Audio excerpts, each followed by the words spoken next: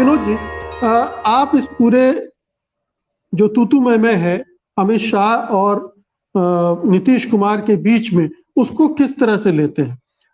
मौजूदा राजनीतिक संदर्भ हमारे सामने स्पष्ट है। हम सब जानते हैं कि अमित शाह, बीजेपी, नरेंद्र मोदी किस तरह की राजनीति कर रहे हैं और 2024 के लिहाज से जो बिहार है वो कितना महत्वपूर्ण है। आपकी टिप्पणी। देखिए, अमित शाह जी जो कर रहे हैं या जो नीतीश कुमार पर निशाना साध रहे हैं, वो विशुद्ध रूप से राजनीतिक पैंतरा है, राजनीतिक दांव है। जेपी के आदर्शों पर सही कहा अरुण त्रिपाठी जी ने कि कोई नहीं चल रहा है। और मैं अच्छा, ये बात सिर्फ जेपी और लोहिया के चेलों पर क्यों लागू होती है? क्या दीनदयाल के चेले उनके आदर्शों पर चल रहे हैं क्या? क्या गांधी के चेले उनके आदर्शों पर चल रहे हैं क्या? क्या अंबेडकर के चेले उनके आदर्शों पर चल रहे हैं क्या? क्या मार्क्स के चेले उनके आदर्शों पर चल रहे हैं क्या? आप कसौटी पर लोहिया और जेपी के चेलों को ही क्यों कसते हैं? फिर आप कौन अपने आदर्शों पर चल रहा है, अपने नेताओं के, महापुरुषों के आदर्शों पर? तो ये अलग बहस है। इसलिए ये कह देना कि साहब वो जेपी के आदर्शों से विमुख हो गए, तो ये भी कहा जा सकता है कि आप दीनदयाल के आदर्शों पर कितना चल रहे हैं। तो ये बात आपकी, लेकिन देखिए ऐसा है कि बहुत सारी बातें अरुण जी ने भी कही, अनिल जी ने भी कही, मैं उनको दोहराऊंगा नहीं। दरअसल समाजवादियों के बारे में बहुत गलतफहमियां हैं, और गलतफहमियां खास करके जो भारतीय जनता पार्टी के जो लोग हैं वो समाजवादियों को बारे में खाली वो बातें रखते हैं जो उनको सूट करती हैं। गैर कांग्रेसवाद लोहिया का सिद्धांत नहीं था, रणनीति थी।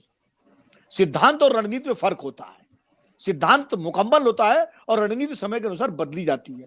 इसीलिए जब कलकत्ता के अधिवेशन में लोहिया ने गैर कांग्रेसवाद की बात कही थी, तो उसके सबसे ज्यादा विरोध जॉर्ज फर्नांडिस ने किया था। बाद में जॉर्ज फर्नांडिस ही गैर कांग्रेसवाद के सबसे बड़े समर्थक बन गए, और मधु जी जो है लोहिया के साथ थे। बाद में मधु जी जो है वो उन्होंने कहा कि नहीं, कांग्रेस के साथ जो है समाजवादियों को एक रास्ता निकालना पड़ेगा। तो मधु जी लोहिया के साथ नहीं थे। नहीं, मधु नहीं, मधु जी तो क्षमा गलती, मधु जी लोहिया के साथ थे। हाँ, मधु जी लोहिया के साथ थे, लेकिन मधु जी जो है कांग्रेसवाद के पहुंच नहीं पाए थे। लेकिन मधु जी गैर कांग्रेसवाद के समर्थक कभी नहीं रहे। बिल्कुल। हाँ, वो जॉर्ज फर्नांडिस भी उससे विरोधी थे। लेकिन और इसीलिए कांग्रेस समाजवादियों की दो धाराएं रही।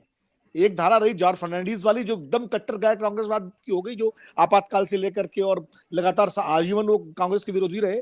और दूसरी धारा थी मधुलिमय, राजनारायण और बहुत सारे समाजवादी से मुलायम सिंह भी आते हैं, जो कांग्रेस के साथ जिन्होंने रिश्ते भी बनाए और कांग्रेस के साथ सहयोग भी किया। तो और सांप्रदायिकता के सवाल पर तो मतलब सारे समाजवादी एकजुट थी भारतीय जनता पार्टी और संघ परिवार के खिलाफ। वो चाहे जेपी हो, चाहे लोहिया हो, चाहे नरेंद्र हो, चाहे मधुलिमय हो, राजनारायण हो, उसमें कौन सा किसको मतभेद था? अमित शाह जी जो कह रहे हैं, दरअसल क्या है कि बिहार जो है वो भारतीय जनता पार्टी के लिए हमेशा एक अबूझ पहेली रहा है। 1990 में अडवाणी जी की गिरफ्तारी के बाद जब पूरे देश में भारतीय जनता पार्टी का भगवा परचम लहरा रहा था, तो बिहार में रोका था। आप याद कीजिए, बिहार में बीजेपी पूरी तरह हारी, जनता दल अगर कहीं सबसे ज्यादा जीता था तो बिहार में जीता था तब भी। और उसके बाद बिहार में भारतीय जनता पार्टी आज तक अपने बलबूते अपनी ताकत नहीं बना पाई है। वो उत्तर प्रदेश की तरह पैन बिहार पार्टी नहीं बन पाई, जैसे यूपी में अपनी ताकत पर वो जीतती है चुनाव, बिहार में आज तक नहीं जीत पाई। बिहार में नीतीश कुमार के सहारे भारतीय जनता पार्टी ने अपने आप को गांव-गांव, घर-घर पहुंचाया। नीतीश कुमार को एक नेता बनाया, नीतीश कुमार का चेहरा आगे किया, और नीतीश कुमार की जो इमेज थी ईमानदारी की, पिछड़े नेता की, एक सुशासन की, गवर्नेंस की, वो सारी उसको लेकर के, और उस समय नीतीश कुमार गैर कांग्रेसवाद के जॉर्ज फर्नांडिस के साथ थे, उसको भारतीय जनता पार्टी ने, वो एक बड़ा स्तंभ थे नीतीश कुमार।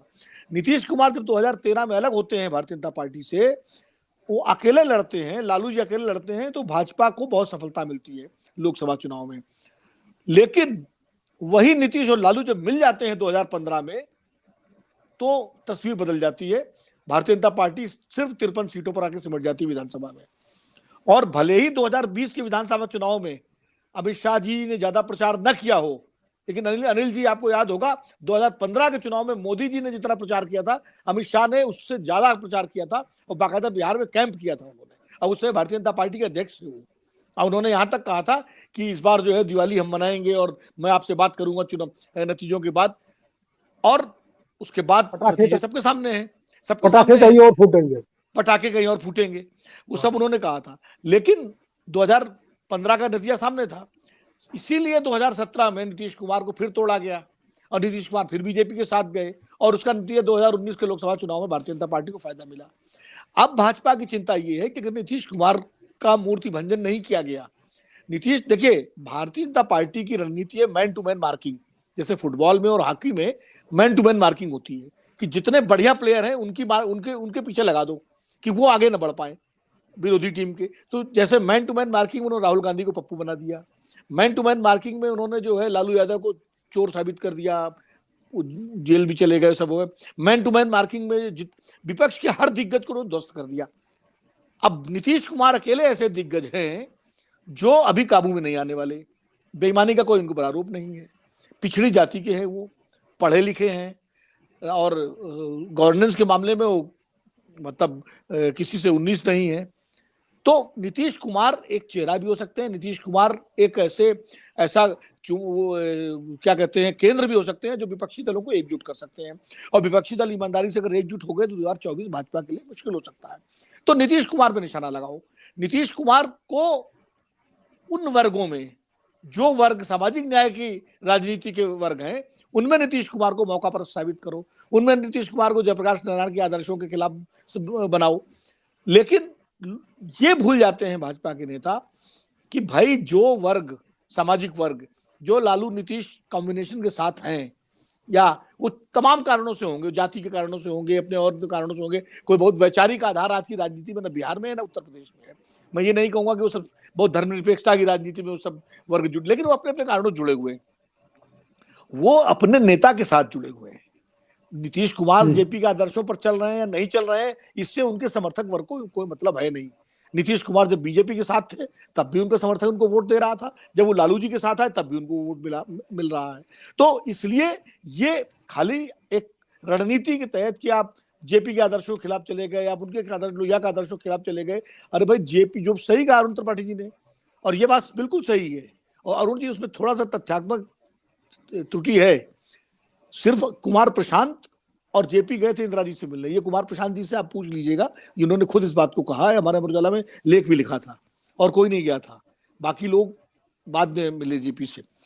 और जेपी और इंदिरा गांधी आधे घंटे जो बात किए हैं, और इंदू कह के जेपी ने संबोधित किया है, और चंचल कुमार सिंह हम लोगों के जो मित्र है उन्होंने उस पर लिखा था, कुमार प्रशांत का हवाला देखिए, कि जेपी का कुर्ता इंदिरा गांधी के आंसुओं से भीग गया था, और जेपी यही कहा, और इंदिरा गांधी ने कहा कि चाचा चाचा कह के संबोधित करती थी। तो रिश्ते ये थे भाई, ये वो जेपी ने विरोध किया था इंदिरा गांधी के एकाधिकारवाद का, जेपी ने विरोध किया था इंदिरा गांधी के बहुत सारे उन कारणों का जिसकी वजह से इमरजेंसी लगी, बाकी कोई व्यक्तिगत विरोध थोड़ी था। लोहिया जी के, अब लोग इतिहास तो पढ़े कम से कम, हमारे सारे जो नेता जो देश चला रहे हैं। लोहिया जी का इंटरव्यू, लोहिया जी ने जब बीमार थे, कलकत्ता में थे, उन्होंने कहा, ये बात किसी और ने नहीं कही, अरुण जी जानते होंगे, कृष्णनाथ सिंह जो लोहिया जी के सचिव थे, उन्होंने, कृष्णनाथ जी ने इंटरव्यू में कही है कि लोहिया जी ने पूछा कि मेरी सबसे अच्छी देखभाल कहाँ हो सकती है। किसी ने कहा रमा जी के यहाँ, किसी ने कहा पित्ती जी के यहाँ, किसी ने उनके भतीजे का नाम लिया। उन्होंने कहा सब जगह हो जाएगी, लेकिन सबसे अच्छी कहाँ होगी, तो सब बता ही नहीं पाए, तो उनका आप ही बता दीजिए। बोले नेहरू जी के यहाँ। मुझे जब मेरी तबीयत खराब हो सबसे ज्यादा, तो मुझे 3 मूर्ति ले जाना, मेरी अगर सबसे अच्छी देखभाल कहीं हो सकती है तो नेहरू जी की यहाँ हो सकती है। तो रिश्ते और विश्वास ये था, राजनीतिक विरोध अपनी जगह था। तो बार बार ये कहना, और मैं यही तो मैं पूछता हूँ भाई, अपने अपने महापुरुषों का आदर्श पर कितना चल रहे हैं आप बताइए ना, जिनकी फोटो लगा करके। इस मामले में तो गोडसे के आदर्शों की बात हो, सावरकर के आदर्शों की बात हो, तो वो कायम है, इसमें आप ये नहीं प्रश्न चिन्ह नहीं लगा सकते। नहीं मुकेश जी, क्या गोडसे का नाम लेते हैं प्रधानमंत्री और गृह मंत्री या बीजेपी के नेता अपनी सभाओं में आदर्श पुरुष के रूप में? मैं सार्वजनिक रूप से बात कर रहा हूं, वो व्यक्ति पूजा में भरोसा नहीं रखते हैं। नहीं, सार्वजनिक आदर्श उनके दीनदयाल उपाध्याय, सार्वजनिक आदर्श श्यामा प्रसाद मुखर्जी, नहीं मैं तो गंभीर बात कर रहा हूँ, सार्वजनिक आदर्श उनके श्यामा प्रसाद मुखर्जी हैं, दीनदयाल उपाध्याय हैं, सार्वजनिक आदर्श उनके ये हैं। तो उनके या उन्हीं की, सब पे तो सारे उसी बात कर रहा हूँ। अब अम्बेडकर की आप फोटो लगाओगे, गांधी की फोटो लगाओगे, फोटो लगा, अब एक नई पार्टी आई है, वो भगत सिंह की फोटो लगा रही है, तो भगत सिंह के आदर्शों में कितना चल रहे हैं वो लोग? पूछ कौन किसके आदर्शों में चल रहा फोटो लगाने के अलावा? जी।